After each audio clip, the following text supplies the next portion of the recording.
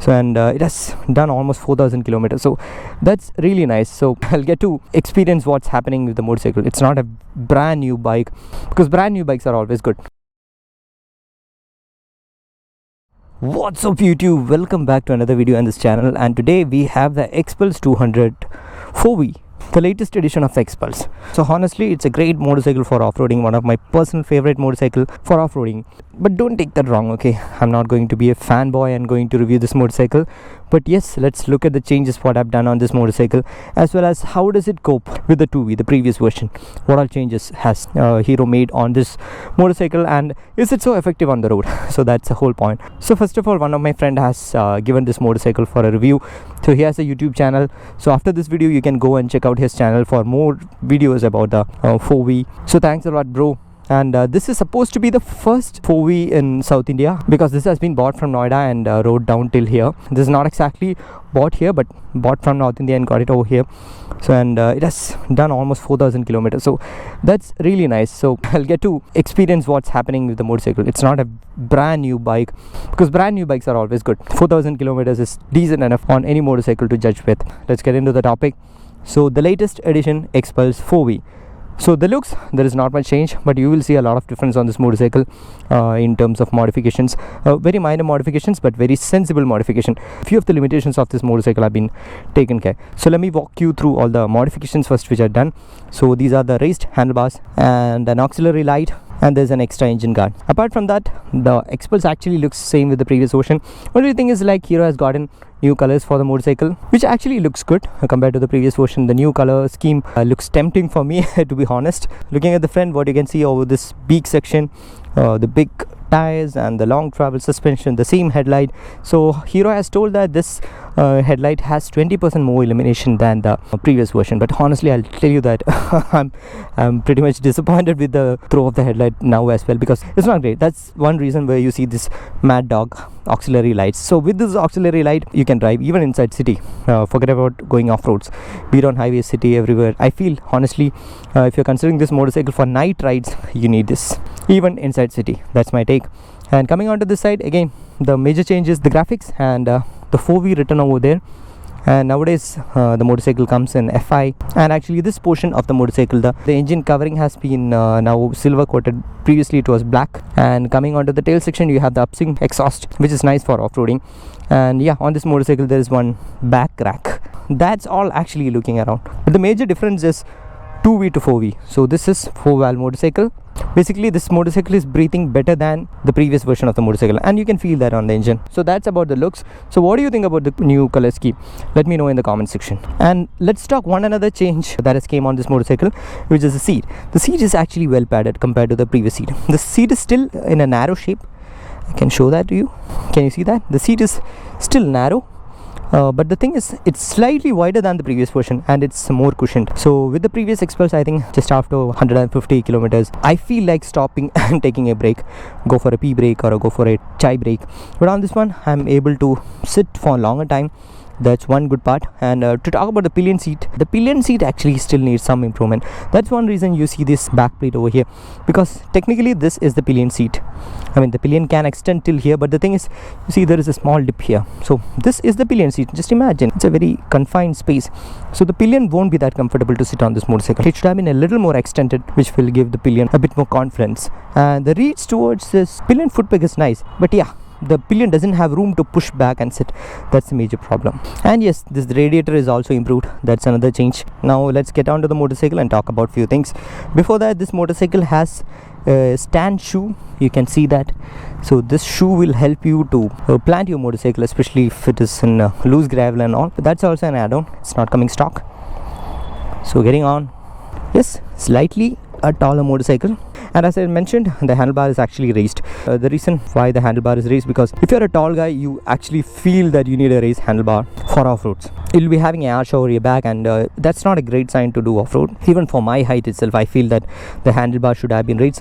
And to walk you through all the switches on the handlebar, this is the pass switch, the high beam and the low beam, the turn indicators, the horn.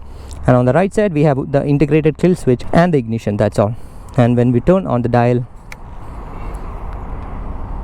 yeah, it has pretty much decent information. What you see is the tachometer, the speedometer, the time, the odometer, the fuel level indicator, and if we press this, we'll see 2 trip meters, Bluetooth connection, eco mode, and you have some other calculations like the time for the trip, the average speed. So basically a decent job looking into the console. It has packed a lot of information. So let's start rolling. Oh, this is the problem sometimes. The bike is not turning on. So I have to put that into the neutral. I don't understand that, but sometimes the bike doesn't come alive when it is in gear.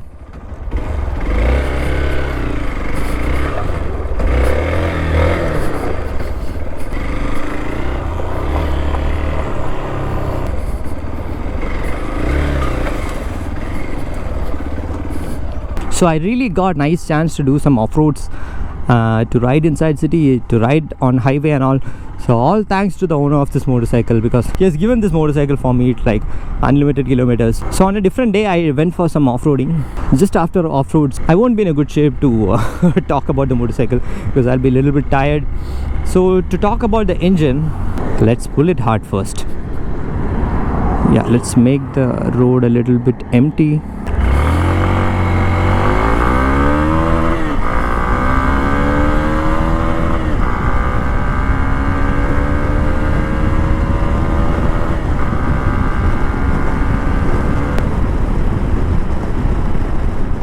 Yeah, that's how the new Xpulse 200 4V pulls. So there are a lot of changes with the motorcycle on the engine side.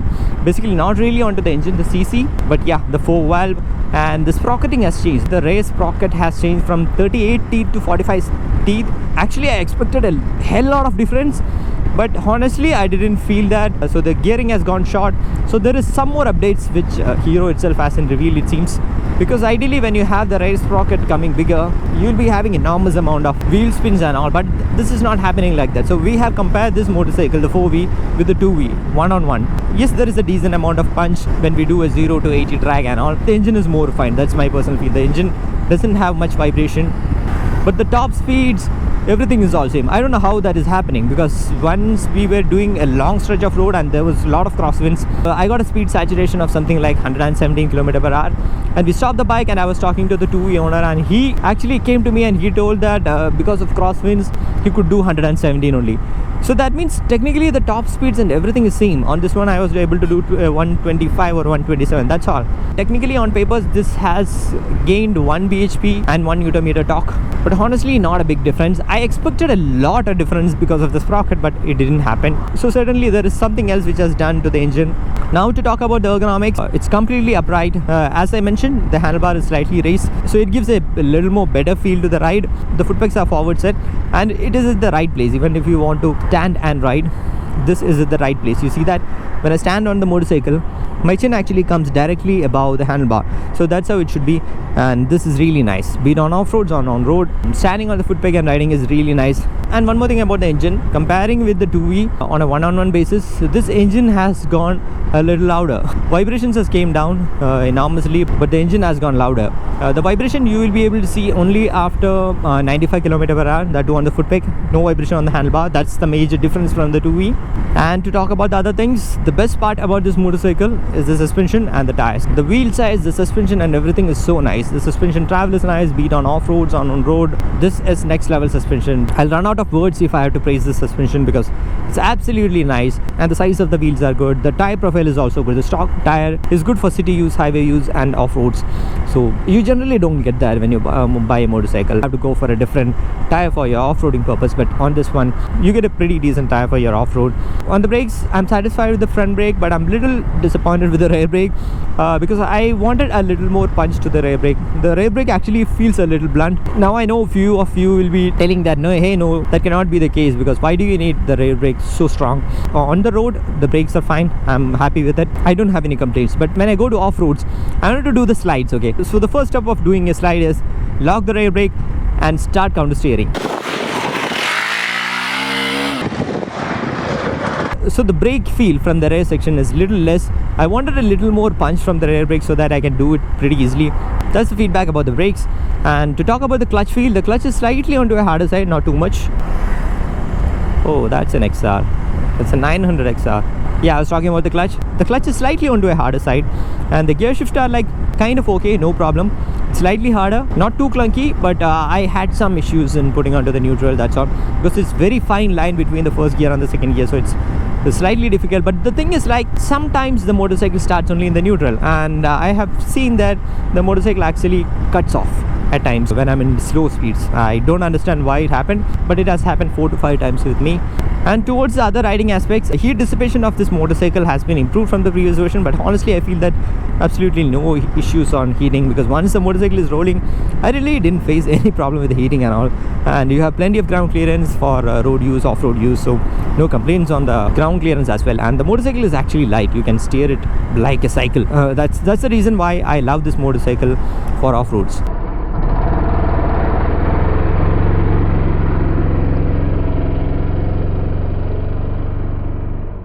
And coming to the ownership of this motorcycle, actually this motorcycle comes on road for around 1,65,000, which is like very much value for money for this kind of a purpose motorcycle. And the service intervals are like, first service is obviously in 750 kilometers, and from then once in 3,000 kilometers, and each service will just cost you something like 400 to 500 rupees. That means extremely pocket friendly to maintain. As well, this motorcycle returns you a mileage of something like 40 to 42 on highways as well as city. So that means from an ownership point of view, this is extremely value for money.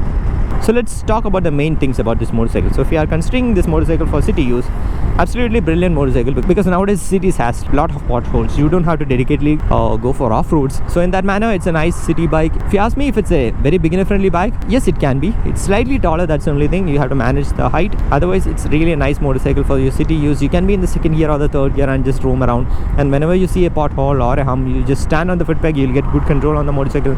So in that sense, it is much easy and comfortable to ride inside city, and with the extra padded seat, it is giving more comfort. And when it comes to the highways, I'll consider the cruising speeds to be 80 to 90, and it's not great for touring with pillion. Certainly I'll make a different touring review on this motorcycle, so let's talk about the highway riding capacities on that video. And when it comes to the off-roads, which is one of the main purpose of this motorcycle is actually good. I don't say brilliant, because we have the Xpulse 2V, and now the 4V has came. I dedicated one of my morning ride for off-roading on this motorcycle. We went and we explored few places. We didn't want to do any trail riding, but finally we ended up doing that. So the thing is, like, comparing to the 2V, there is not much difference. As I told, the ergonomics are good. You'll be able to balance the motorcycle really nice. The suspension is good, the tire is good, off-road centric, no problem. But the thing is, the engine, the 200cc engine is not that punchy, man. The first thing which I talked about, the brake. When you want to do a slide, you have to hammer on the brake, and after that you'll get that slide. And when you open the throttle, okay, I feel a little disappointed, because the punch is not there. The motorcycle is not able to give that punch.